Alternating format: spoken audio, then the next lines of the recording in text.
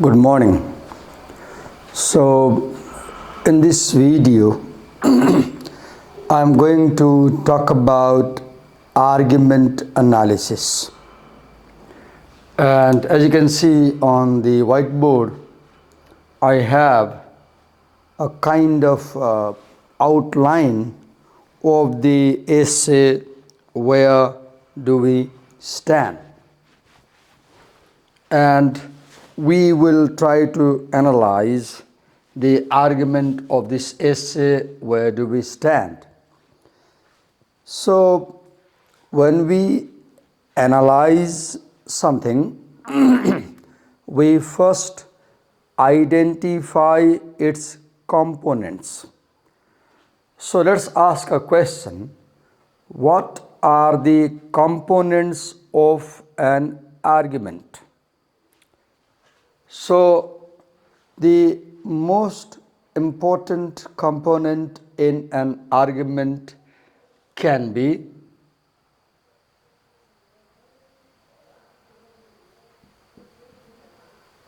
its claim. Now, you ask the question, what do we mean by the claim in an argument? Claim is any statement that you make to say that something is true or something is false. So a claim is an assertion to assert that what I'm saying is true or what I'm saying is false. Because statements can either be true or false. So let's ask the question, what is the central claim that the essayist Lisa Davis makes in this essay, Where Do We Stand?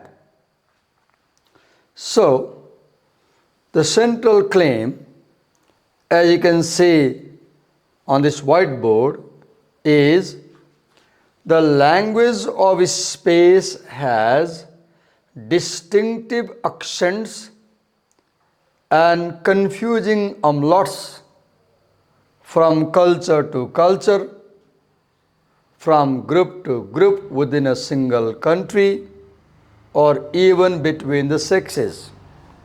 Or let me reread the claim again. It is the central claim of Lisa Davis' essay is, from culture to culture, from group to group within a single country, and even between the sexes, the language of space has distinctive accents, confusing umlauts, and it leaves a lot of room for misinterpretation.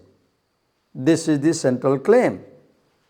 To make it simple, you can say how people use space in, or let's say how people use space is different in different cultures, different even among groups in a single culture or country, and different even between men and women. And this difference in the way people use space in public conversation causes a lot of misinterpretation, which may bring problems in intercultural communication. So this is the claim. I said the first thing when you analyze an argument is you look for claim. And in an essay you can say the thesis statement presents the central claim. So Lisa Davis is saying,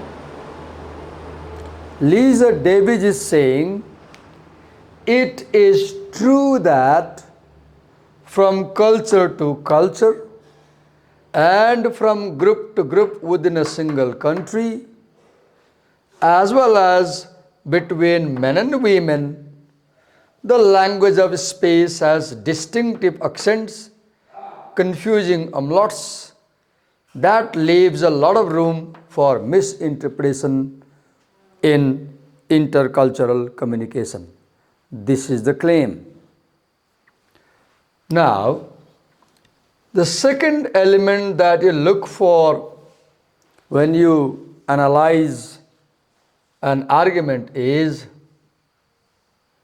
you look for grounds or reasons that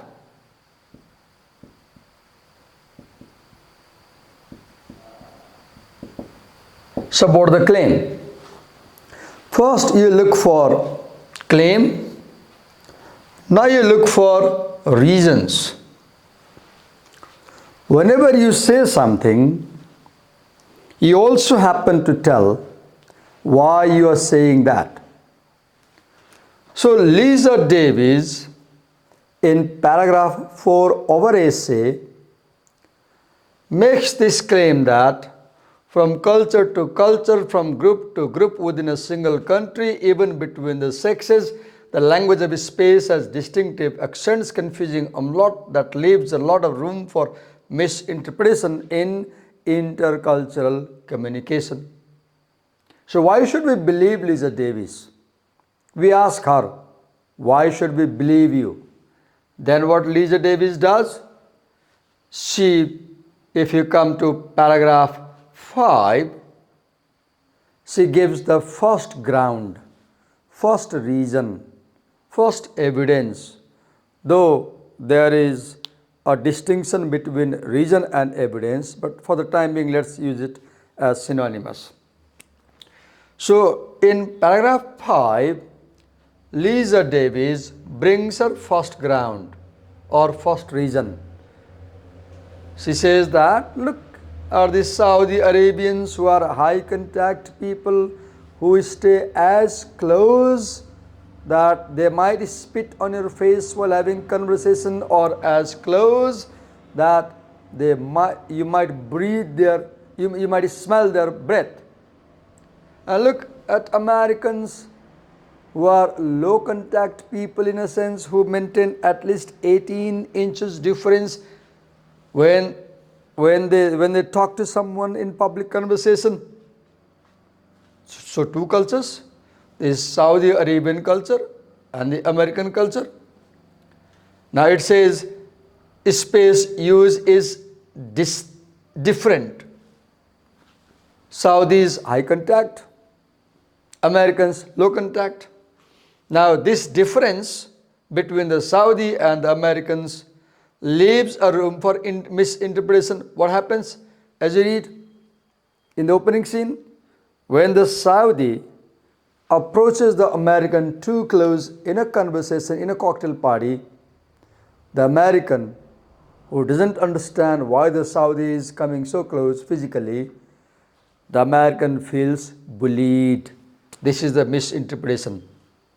The American misinterprets the Saudi's intentions when the Saudi counterpart comes too close, because the American does not know that the Saudis by nature stand too close when they talk to people, and the Saudi does not know that the Americans would mind if you approach physically too close to them when you have a conversation in public.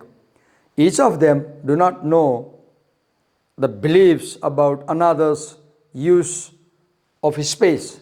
As a result, from these differences, we have the confusion, we have the misinterpretation. The Saudi feels chilled, okay?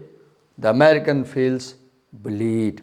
This is the reason or ground that she brings to support the claim that from culture to culture, how people use space differs. Now, if you move to paragraph 11, or let's say not 11, paragraph 7 and 8. So, paragraph 5 supports the idea, claim that space use differs from culture to culture. Now, in paragraph 7 again, Lisa Davis develops this idea that space use differs from culture to culture. How? She brings another reason or evidence from Edward Hall's concept of cultural continuum of use of personal space. Another reason, another evidence. She cites Edward Hall's research. She cites Hall's concept of cultural continuum, and using Hall's information, Hall's ideas, Lisa Davis talks about the high contact cultures like the Mediterranean societies and the South American societies, and then she talks about low contact cultures, the North European societies cultures, and she shows how in high contact cultures like the Mediterranean and South American societies, there is a lot more eye contact, there is a lot more touching, and there is a lot more smiling. And she shows how in these high contact cultures like the Mediterranean and the South American, people stand at a distance of 1 foot when they have a conversation in public. Then, if you go to paragraph 8, you will find another reason or ground to back up this idea that space use differs from culture to culture. Paragraph 8, what does it do? In paragraph 8, she talks about America, and she says that even Americans also maintain a distance of 18 inches when they have conversation with other people. In the same paragraph 8, Lisa Davis also talks about the British individuals and the Middle Eastern individuals, and she says that when the British individuals were being trained to adjust to foreign cultures, and when the British individuals were told to stay closer to their Middle Eastern counterparts while having a conversation, then the Middle Eastern counterparts had this impression that the British counterparts who were staying too close to them were likable and good people. So what do you see here? When you stay too close to a Middle Eastern counterpart, they will feel you are a good fellow, right? Then Lisa Davis also tells that in low contact cultures like Northern European, if you have a lingering gaze at someone, they might feel it as invasive. So I showed you an example of reason how this idea that space use differs from culture to culture is supported in paragraph 5, paragraph 8, and paragraph 7. Now, if you come to paragraph 6, again you will see Lisa Davis is supporting her claim with further reason. For example, in the thesis statement, she makes the claim that space use differs from group to group within a single country. The claim, support. In paragraph 6, she talks about Japanese culture, Japanese people, where she gives example how in the subways in Japan, people do not mind being touched, and in the crowd in subways, there is high contact among Japanese commuters in the subways, whereas the same group of people, if they happen to be in the offices, they mind being touched, they are low contact. In the offices, they will greet bowing down their heads, maintaining at least 2 feet distance, whereas the same people, if they happen to be commuting by train in subways, even if you press too close to them, they won't mind.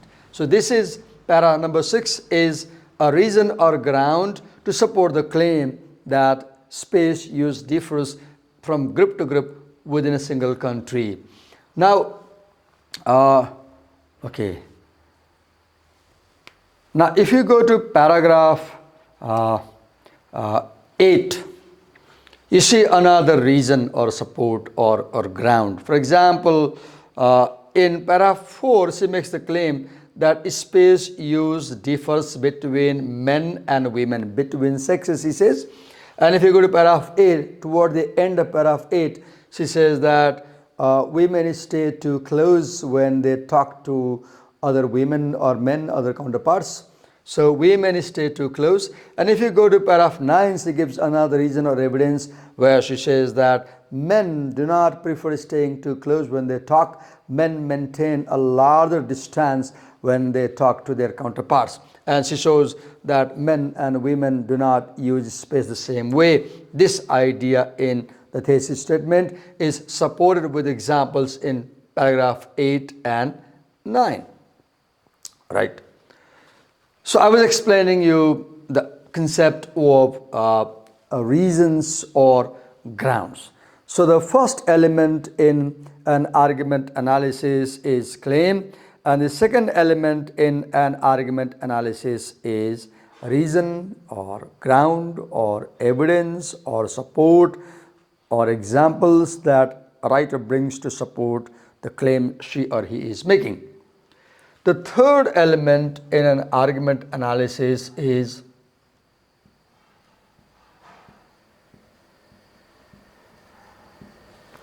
warrant. It's difficult to understand warrant. I'll give a simple example. Suppose I say to you, do not drink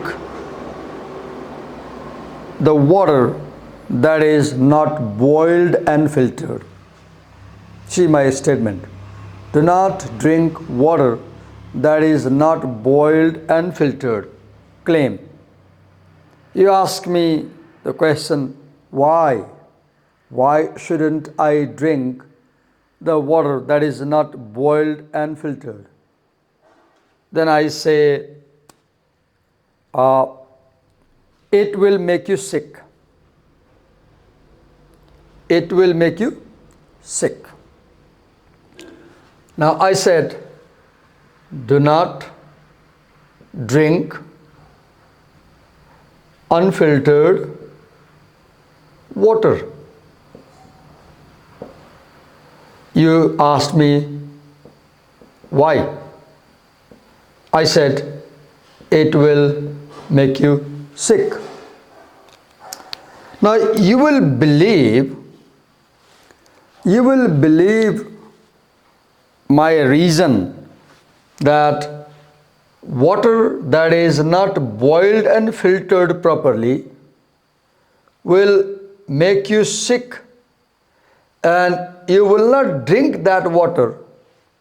You will not drink that water only if you believe in the idea of sickness. So if you believe that human beings can fall sick,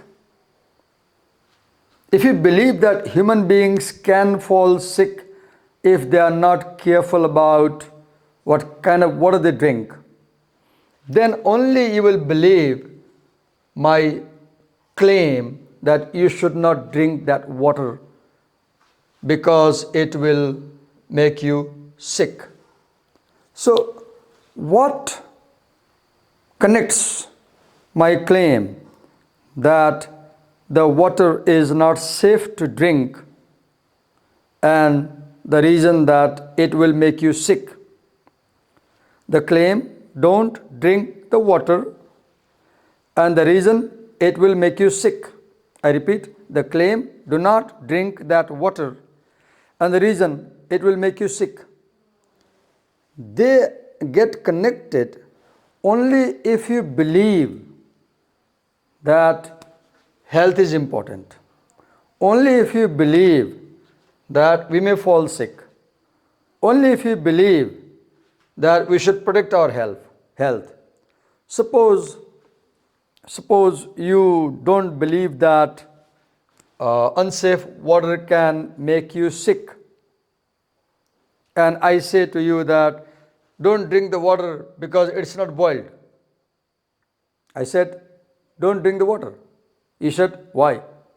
I said, it's not boiled. Now, if you don't know that water that is not boiled will make you sick, you will say, so what? I repeat, I say, do not drink the water. You say, why? I say, that is not boiled. I repeat, I say, do not drink the water. Claim. You say, why? Asking for a reason. I say, the water is not boiled.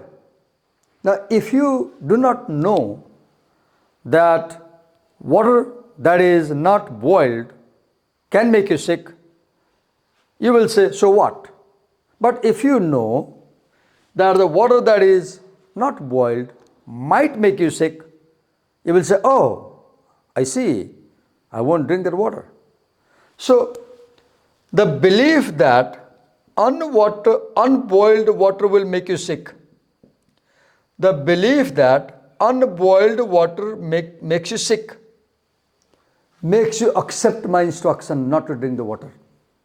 I repeat again, I made a claim, do not drink that water. You looked for a reason. You said, why should I not drink that water? I said, the water is not boiled. Now you understand without my telling that if water is not boiled, it might make you sick. You understand, you believe this thing. You accept this fact that if water is not boiled, it will make you sick. Now you accept my instruction and you don't drink the water. Just imagine you did not know that water, if not boiled, makes you sick. If you don't know this thing, then you will say, so what's wrong if the water is not boiled? Because you don't know that water that is not boiled might make you sick. I don't know if I could make you understand the concept of warrant, but warrant is difficult to understand. What I will say, warrant is a belief that you hold but you don't express. And it is the belief that connects the claim and the reason. For example, if I say, do not have abortion. I said, do not have abortion. I said, do not have abortion. He said, why? I made a claim. Don't have abortion. I'm claiming, I'm asserting. I'm saying that it's not a good idea to have abortion. I'm saying it's bad to have abortion. Claim. I said, don't have abortion. And he said, why? You're looking for a reason before you can believe what I'm saying. Then I say, abortion is murder. Now I say, abortion is murder. First I said, don't undergo abortion. He said, why? Then I said, it's murder. Now suppose, if you believe that murder is a crime that we must not do,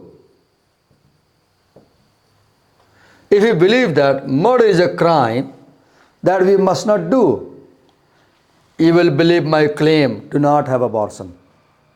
Now imagine, if you don't believe that murder is a crime, rather you believe that it's okay to murder someone. If you believe that murder is not a crime, you will not accept my instruction or claim that you shouldn't undergo abortion.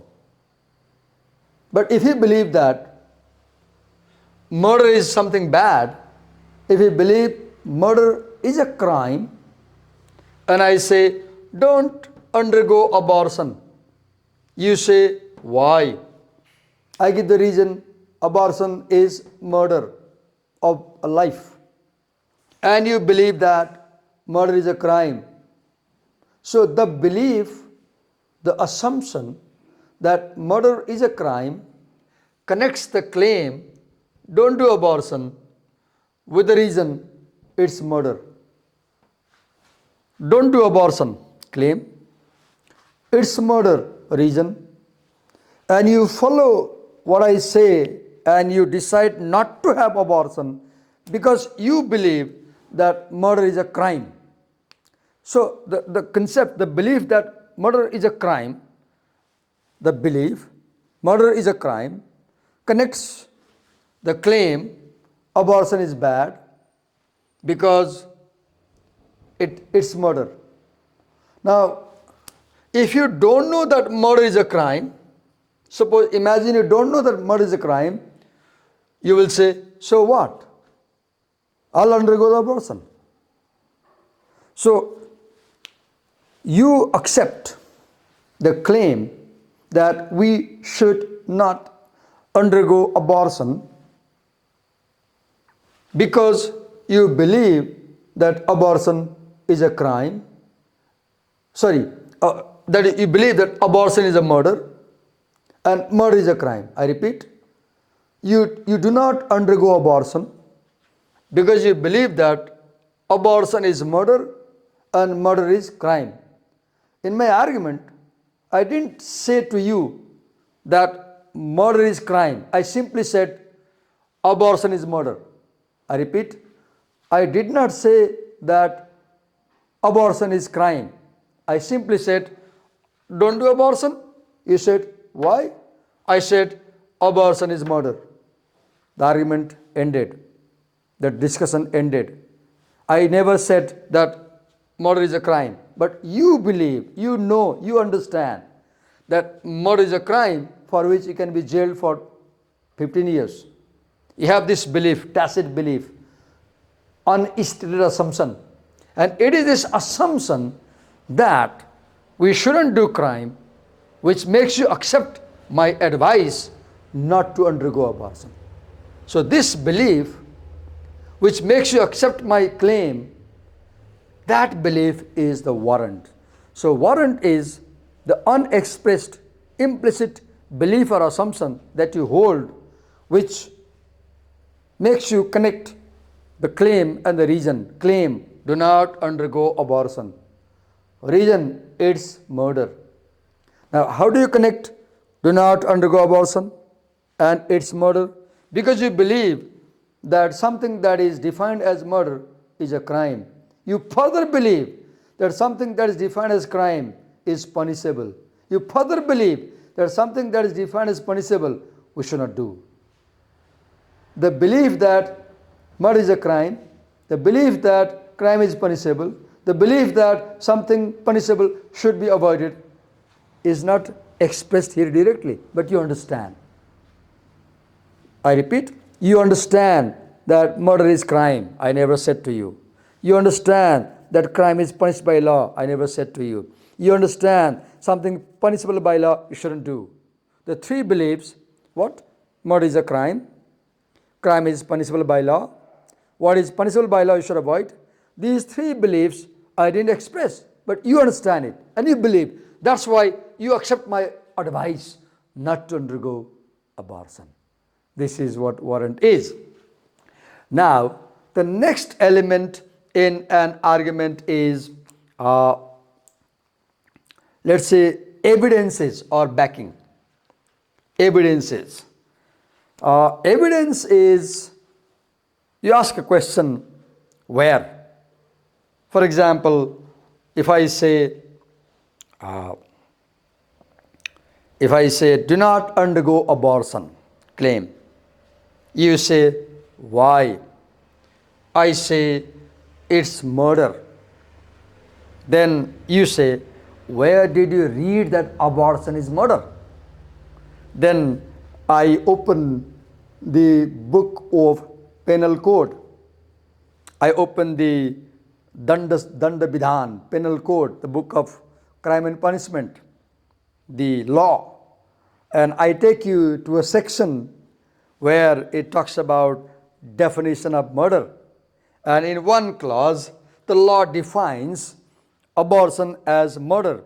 Then I say, look, in this law book, on page 67, Article 84, Clause 93, Section A, here is a definition of abortion as murder. Then you read, oh, I didn't know. You have the book as evidence, law book. You have the clause number, section, subsection. You have hard evidence. That hard evidence is backing. So, evidence is where you see the reason, presence of reason. For example, if I say driving during heavy rain is dangerous, claim. You say, why? Then I say, your vehicle may be swept away in the floods. Reason. Then you say, where do I have this evidence? Then I say, didn't you read yesterday's Kantipur headlines or Setupati headlines? There was a news how one jeep in the district of Parbat was swept away with 3 passengers. Now what I'm doing? I'm taking you to the newspaper, to the magazine. I'm saying, see the news in Setupati, see the news in Kantipur, page 3. Now I'm giving you the hard evidence to back up the reason. It's not safe to drive in heavy rain. Okay? So evidence, now let's ask question, what is the evidence here? For example, if you see, when Lisa Davis gives evidence, gives example of South Asian Americans, this is also evidence. Not only that, particularly you will see that Lisa Davis quotes a lot of scholars. For example, in paragraph 1, she quotes Bechtold, Peter Bechtold. She brings his quotation. That's an evidence. Then in paragraph 7, she quotes Edward Hall's idea of cultural concept. That's an evidence to support the idea that some cultures have high contact and some cultures have low contact, right? Then again, not only Edward Hall, she also quotes Mildred Hall. Not only Peter Bechtold, Edward Hall and Mildred Hall, Lisa Davis also quotes some other scholars as well. Let me check where I have, yes. For example, in paragraph 5, Davis quotes Sandra Snowdon. In paragraph 5, she brings a quotation from Sandra Snowdon as an evidence. In paragraph 18, she quotes Peter Bechtold to bring in evidence. In paragraph 1, she quotes Peter Bechtold to bring in evidence about how people use space in different cultures. In paragraph 6, she quotes Mildred Reed Hall. Then, if you look further, yes, in paragraph 12, Lisa Davis quotes psychologist Eric Nobles. Then, in paragraph 14, she quotes Peter Bechtold. Okay. Then in paragraph 15, again she quotes Peter Bechtold. Okay, then in paragraph, I guess it's 15, I'm not sure, you can cross check. She quotes psychologist John R. Ilo. Why is Lisa Davis bringing quotations from these psychologists, from these anthropologists, from these consultants and trainers? Why? She is bringing the evidence to back up her reasons that some cultures are high contact, low contact, etc.